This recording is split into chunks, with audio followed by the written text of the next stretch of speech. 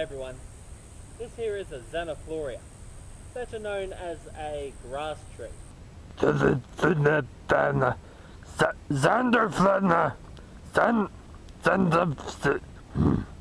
think I know why people just call them grass trees. This is a really good plant to know in Australia. However, it does come in a wide variety of types. They're not all the same, but they should all have this great big long stem. Now, this stem is dead. This is last year's stem. But this stem can be used for 5x friction, and I have used it for 5x friction. In fact, I really like using this as a spindle because, well, obviously it's already the right shape. Of course, I've been using it with a baseboard made out of lantana, and I've been getting really great results out of it. But I didn't just hurt the plant. This is last year's shoot. What this is the stem from its flower, and there's the hard spiky flower head from last year. I think they sprout one of these every year.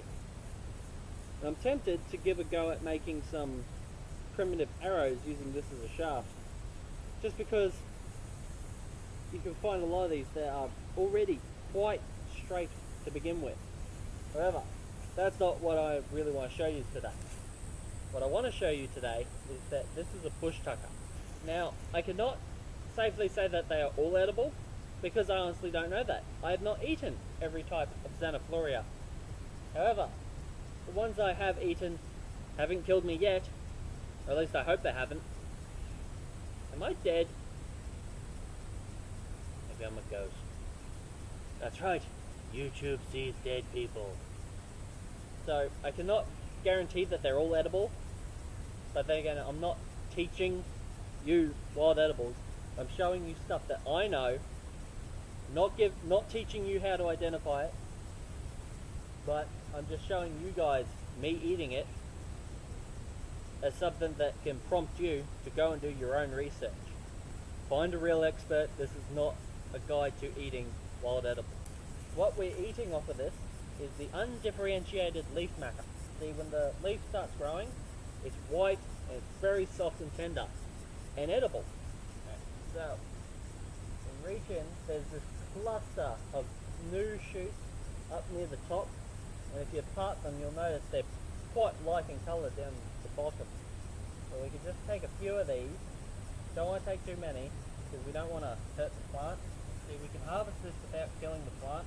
There's a plus, because then that's more of a long-term food item. But they do have a tendency of snapping off.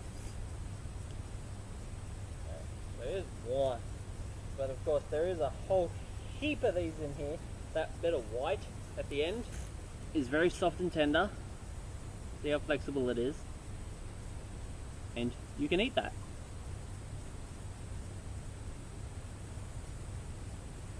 And the further you go up the leaf, the harder it gets. And you can just keep eating that until it becomes too fibrous and inedible. And that's a little bit of carbohydrate. You can harvest this without killing the plant, which is a massive plus as far as I'm concerned, because I want to conserve resources, not just obliterate them. But for long term, I would recommend not eating too many, especially when you consider that, well, from what I've observed, when you find one grass tree, there's quite often a lot more in the area. This area is absolutely littered with them, and they grow incredibly slow. So, in my opinion, if I was in a long-term situation, I believe it would be very foolish to eat an entire plant, when you can take a few, move on to the next one, and leave them all alive to create more leaves. You know, just to conserve it, increase the life expectancy of the plants, just so that they last a lot longer and can regenerate food, as opposed to being completely killed and no longer regenerating food. But that's just a little piece of bush tucker knowledge that I have that I felt like sharing with you so that you can do your own research. Alright everyone, have a good one.